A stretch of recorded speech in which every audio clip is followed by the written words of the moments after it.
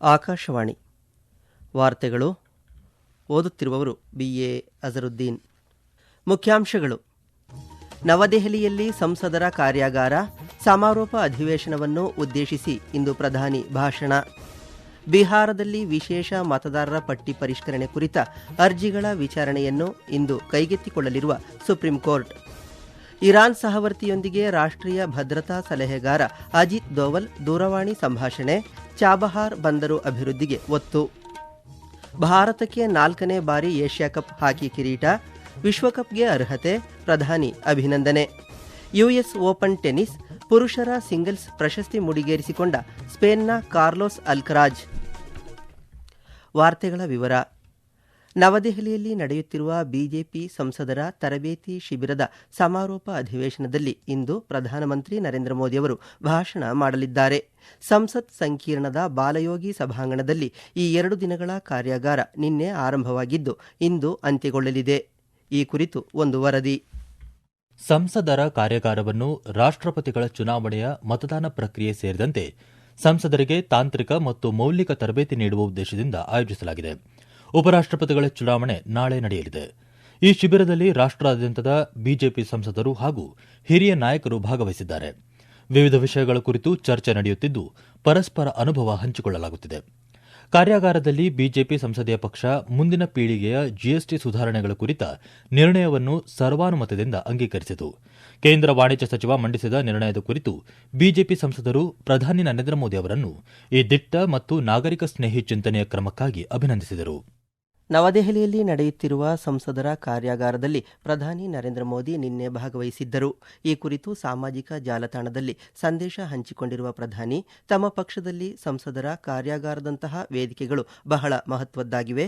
ಇವು ಪರಸ್ಪರ ಕಲಿಕೆಗೆ ಮತ್ತು ಜನಸೇವೆಯನ್ನು ಮತ್ತಷ್ಟು ಉತ್ತಮವಾಗಿ ಮಾಡಲು, ವಿವಿಧ ವಿಚಾರಗಳನ್ನು ಚರ್ಚಿಸಲು ಉತ್ತಮ ವೇದಿಕೆಯಾಗಿದೆ ಎಂದು ಹೇಳಿದ್ದಾರೆ. ಮೊದಲನೇ ದಿನದ ಕಾರ್ಯಾಗಾರದ ನಂತರ ಸುದ್ದಿಗಾರರೊಂದಿಗೆ ಮಾತನಾಡಿದ ಕೇಂದ್ರ ಸಂಸದೀಯ ವ್ಯವಹಾರಗಳ ಸಚಿವ ಕಿರಣ್ ರಿಜಿಜು, ಸಂಸದರ ಈ ಶಿಬಿರ ತುಂಬಾ ಉತ್ತಮ ರೀತಿಯಲ್ಲಿ ನಡೆಯುತ್ತಿದೆ. ಶಿಬಿರದ ಎಲ್ಲಾ ತರಬೇತಿ ಅಧಿವೇಶನಗಳಲ್ಲಿ ಪ್ರಧಾನಿ ನರೇಂದ್ರ ಮೋದಿ ಭಾಗವಹಿಸಿದ್ದಾರೆ. ಇಂದು ಎನ್ಡಿಎ ಮೈತ್ರಿಕೂಟದ ಇತರ ಪಕ್ಷಗಳ ಸಂಸದರೂ ಸಹ ಶಿಬಿರದಲ್ಲಿ ಭಾಗವಹಿಸಲಿದ್ದಾರೆ ಎಂದು ತಿಳಿಸಿದರು. It's a very systematic and, as always, BJP's culture is extremely professional. Our MPs have whole day from this morning 8 o'clock attended the training session, and we are always like that. Our colleagues, the MPs from other NDA parties will also join us, and Honorable Prime Minister will also make the concluding remarks. June 24ರಂದು ಬಿಹಾರದಲ್ಲಿ ಮತದಾರರ ಪಟ್ಟಿಯ ವಿಶೇಷ ಪರಿಷ್ಕರಣೆ ನಡೆಸುವ ಚುನಾವಣಾ ಆಯೋಗದ ನಿರ್ಧಾರವನ್ನು ಪ್ರಶ್ನಿಸಿ ಸಲ್ಲಿಸಲಾದ ಹಲವು ಅರ್ಜಿಗಳ ವಿಚಾರಣೆಯನ್ನು ಇಂದು ಸುಪ್ರೀಂ ಕೋರ್ಟ್ ಕೈಗೆತ್ತಿಕೊಳ್ಳಲಿದೆ. ನ್ಯಾಯಮೂರ್ತಿಗಳಾದ ಸೂರ್ಯಕಾಂತ್ ಮತ್ತು ಜೋಯ್ ಮಲ್ಯ ಬಾಗ್ಚಿ, ರಾಷ್ಟ್ರೀಯ ಜನತಾದಳ, ಆರ್ಜೆಡಿ, ಎಐಎಂಐಎಂ ಪಕ್ಷಗಳು ಸೇರಿದಂತೆ ವಿವಿಧ ಅರ್ಜಿಗಳನ್ನು ಪರಿಗಣಿಸಲಿದೆ. ಕರಡು ಮತದಾರರ ಪಟ್ಟಿಯಲ್ಲಿನ 72.4 ದಶಲಕ್ಷ ಮತದಾರರಲ್ಲಿ 99.5% ಜನರು ಪರಿಷ್ಕರಣೆ ಪ್ರಕ್ರಿಯೆ ಸಮಯದಲ್ಲಿ ತಮ್ಮ ಅರ್ಹತಾ ದಾಖಲೆಗಳನ್ನು ಸಲ್ಲಿಸಿದ್ದಾರೆ ಎಂದು ಆಯೋಗ ವರದಿ ಸಲ್ಲಿಸಿದೆ. ಈ ವಿಷಯದ ಕುರಿತು ವಿಚಾರಣೆಯನ್ನು ನ್ಯಾಯಾಲಯ ಪುನರಾರಂಭಿಸಲಿದೆ. ಇದರಲ್ಲಿ ಎನ್ಜಿಒಗಳು, ಕಾರ್ಯಕರ್ತರು ಮತ್ತು ರಾಜಕೀಯ ಪಕ್ಷಗಳ ಅರ್ಜಿಗಳು ಸೇರಿವೆ. ಪ್ರಧಾನಿ ನರೇಂದ್ರ ಮೋದಿಯವರು ನಾಳೆ ಪ್ರವಾಹ ಪೀಡಿತ ಪಂಜಾಬ್ಗೆ ಭೇಟಿ ನೀಡಿ ರಾಜ್ಯದ ಪರಿಸ್ಥಿತಿಯನ್ನು ಅವಲೋಕಿಸಲಿದ್ದಾರೆ. ನಂತರ ವಿಪತ್ತು ಪೀಡಿತ ಹಿಮಾಚಲ ಪ್ರದೇಶಕ್ಕೆ ತೆರಳಿ ಪರಿಶೀಲಿಸಲಿದ್ದಾರೆ. ಭೇಟಿಯ ಬಗ್ಗೆ ಪ್ರತಿಕ್ರಿಯಿಸಿದ ಪಂಜಾಬ್ ರಾಜ್ಯ ಬಿಜೆಪಿ ಮುಖ್ಯಸ್ಥ ಸುನಿಲ್ ಜಾಖರ್, ಪ್ರಧಾನಿ ನರೇಂದ್ರ ಮೋದಿ ಪಂಜಾಬ್ನಲ್ಲಿನ ಪ್ರವಾಹ ಪರಿಸ್ಥಿತಿಯ ಬಗ್ಗೆ ತೀವ್ರ ಕಳವಳ ವ್ಯಕ್ತಪಡಿಸಿದ್ದಾರೆ ಮತ್ತು ಅದನ್ನು ಸೂಕ್ಷ್ಮವಾಗಿ ಗಮನಿಸುತ್ತಿದ್ದಾರೆ ಎಂದು ಹೇಳಿದರು. ಸ್ಥಳೀಯ ಪರಿಸ್ಥಿತಿಗಳನ್ನು ವೈಯಕ್ತಿಕವಾಗಿ ನಿರ್ಣಯಿಸಲು ಹಾಗೂ ಪಂಜಾಬ್ ಜನರಿಗೆ ಸಾಕಷ್ಟು ನೆರವನ್ನು ಒದಗಿಸಲು ಪ್ರವಾಹ ಪರಿಸ್ಥಿತಿಯ ವಾಸ್ತವತೆಯನ್ನು ಅರ್ಥ ಮಾಡಿಕೊಳ್ಳಲು ಪ್ರಧಾನಿ ನಾಳೆ ಪಂಜಾಬ್ಗೆ ಭೇಟಿ ನೀಡಲಿದ್ದಾರೆ. ಇದಕ್ಕೂ ಮೊದಲು ಕೇಂದ್ರ ಕೃಷಿ ಸಚಿವ ಶಿವರಾಜ್ ಸಿಂಗ್ ಚೌಹಾಣ್ ನೆರೆ ಪರಿಸ್ಥಿತಿಯನ್ನು ಮೌಲ್ಯಮಾಪನ ಮಾಡಲಿದ್ದಾರೆ. ಪಂಜಾಬ್ನಲ್ಲಿ ಪ್ರವಾಹದಿಂದ ಉಂಟಾದ ಹಾನಿಯನ್ನು ನಿರ್ಣಯಿಸಲು ಭೇಟಿ ನೀಡಿದ ಕೇಂದ್ರ ಸರ್ಕಾರದ 2 ತಂಡಗಳು ತಮ್ಮ ಪ್ರವಾಸದ ನಂತರ ಕೇಂದ್ರ ಸರ್ಕಾರಕ್ಕೆ ವರದಿಗಳನ್ನು ಸಲ್ಲಿಸಲಿವೆ. ದೆಹಲಿಯಲ್ಲಿ ನಾಳೆ ನಡೆಯುವ ಉಪರಾಷ್ಟ್ರಪತಿ ಚುನಾವಣೆಯಲ್ಲಿ ಮತ ಚಲಾಯಿಸಿದ ನಂತರ ಪ್ರಧಾನಿ ನರೇಂದ್ರ ಮೋದಿ ಮಧ್ಯಾಹ್ನ ಅಮೃತಸರಕ್ಕೆ ತೆರಳುವ ಸಾಧ್ಯತೆ ಇದೆ. ಅಲ್ಲಿ ಅವರು ರಾಜ್ಯ ಸಚಿವರು ಮತ್ತು ಅಧಿಕಾರಿಗಳೊಂದಿಗೆ ಪರಿಶೀಲನಾ ಸಭೆ ನಡೆಸುವ ನಿರೀಕ್ಷೆ ಇದೆ. ಈ ವಾರ್ತೆಗಳನ್ನು ಆಕಾಶವಾಣಿಯಿಂದ ಕೇಳುತ್ತಿದ್ದೀರಿ. ನಿಮ್ಮ ಅನುಕೂಲಕರ ಸಮಯದಲ್ಲಿ ಆಕಾಶವಾಣಿ ಸುದ್ದಿಗಳನ್ನು ಆಲಿಸಲು ನಮ್ಮ ಯೂಟ್ಯೂಬ್ ಚಾನೆಲ್ ಆಕಾಶವಾಣಿ ನ್ಯೂಸ್ ಕನ್ನಡವನ್ನು ಸಬ್ಸ್ಕ್ರೈಬ್ ಮಾಡಿ. ನಮ್ಮೆಲ್ಲ ಕೇಳುಗರು ನಮ್ಮ ಫೇಸ್ಬುಕ್ ಖಾತೆ ಆಕಾಶವಾಣಿ ಆರ್ಎನ್ಯು ಬೆಂಗಳೂರು ಧಾರವಾಡ ಮತ್ತು ನಮ್ಮ ಟ್ವಿಟರ್ ಖಾತೆ @AIR News _ಕನ್ನಡವನ್ನು ಅನುಸರಿಸಿ. ಪ್ರಾದೇಶಿಕ ಸುದ್ದಿ ವಿಭಾಗ ಬೆಂಗಳೂರು ಹಾಗೂ ಧಾರವಾಡದ ಎಲ್ಲಾ ಸುದ್ದಿ ಸಂಚಿಕೆಗಳು ನಮ್ಮ ಸಾಮಾಜಿಕ ಮಾಧ್ಯಮ ಖಾತೆಗಳಲ್ಲಿ ಲಭ್ಯವಿರುತ್ತವೆ.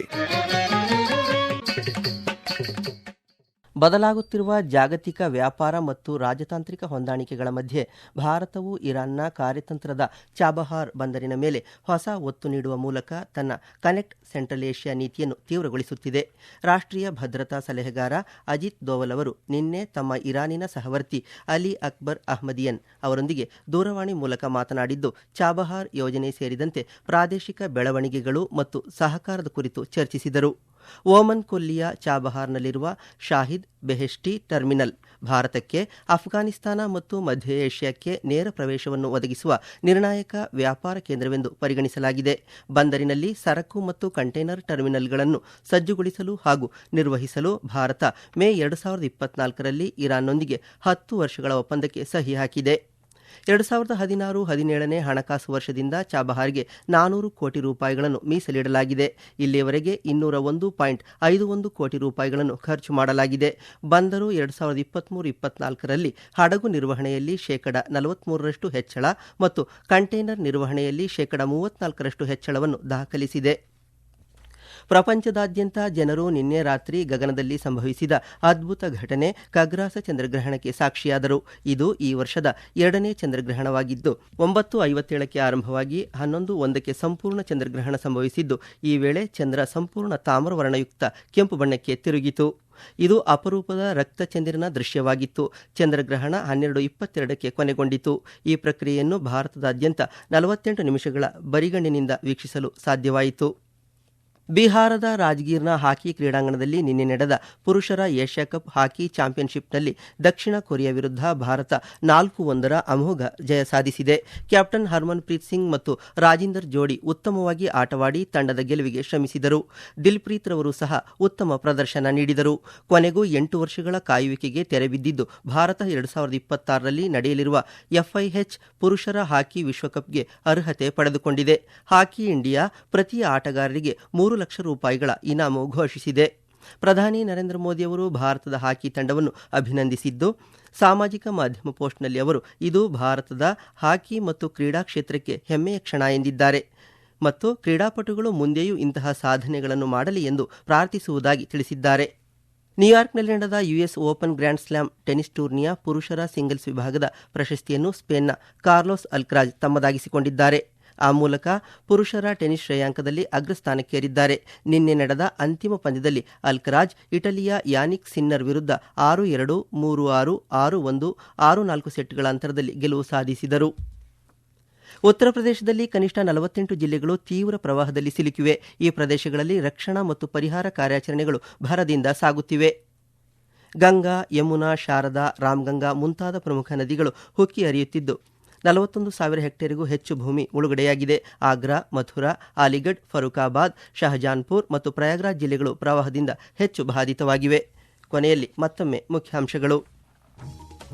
ನವದೆಹಲಿಯಲ್ಲಿ ಸಂಸದರ ಕಾರ್ಯಾಗಾರ, ಸಮಾರೋಪ ಅಧಿವೇಶನವನ್ನು ಉದ್ದೇಶಿಸಿ ಇಂದು ಪ್ರಧಾನಿ ಭಾಷಣ.